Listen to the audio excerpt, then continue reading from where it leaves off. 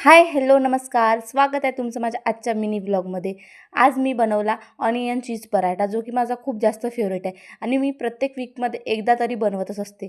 पण त्याची रेसिपी तुमच्यासोबत शेअर करणं राहूनच गेली.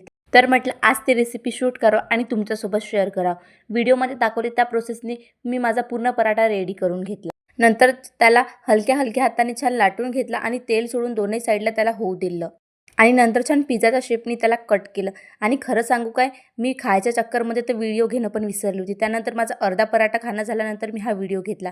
आणि खरंच ही रेसिपी एकदा नक्की ट्राय करा. खायला खूप छान लागतात.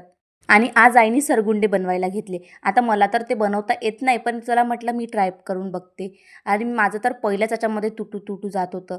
त्यानंतर आईकडे बघते तर काय आई एकदम स्पीडनी आणि छान बारीक-बारीक सरगुंडे करत होती. त्यानंतर मी अजून छान प्रयत्न करून बघितला आणि नंतर माझा एकदम छान सरगुंडा बनायला लागला.